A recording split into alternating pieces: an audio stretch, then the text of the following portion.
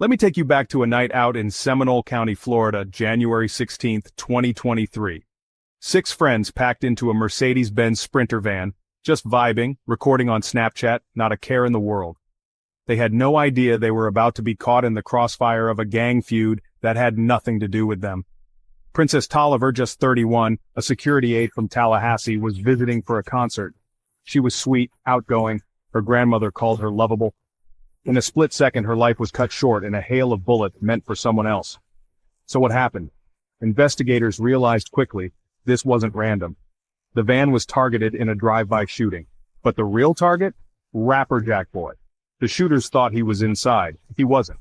Princess and her friends were innocent bystanders in a gang's desperate attempt to make a name for themselves. The group behind the attack was a newly formed Crips-affiliated gang called OTF, On Top Forever, out of Sanford. Their motive? Pure street validation, trying to earn clout by taking out a high-profile rapper tied up in a feud with Kodak Black. But it all went horribly, tragically wrong. Every woman in that van was shot, but Princess was the only one who didn't make it. Sharina Williams, one of the survivors, said the shots never stopped.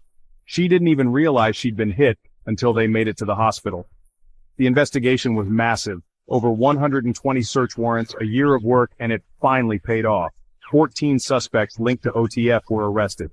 A grand jury handed down indictments not just for murder and attempted murder, but racketeering under the RICO Act. Law enforcement wasn't going to let this slide as just another case of gun violence. They were determined to bring down the entire gang. Among those arrested, Trayvon Vashon Law. He was picked up the day after the murder, but only on a minor charge at first. It took a year to pin the murder on him. Jamachel Wright, another suspect, had already been in and out of jail for a different deadly shooting. Charges dropped, but now back in the spotlight for this tragedy. Princess's family is heartbroken. Her father said jail's too good for the people who took her away. Her grandmother still talks about her kindness and energy. They're relieved these men are off the streets, but nothing will bring Princess back.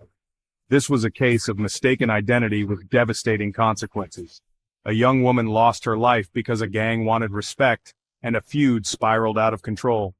Sometimes the innocent pay the highest price for someone else's war. Stay safe out there.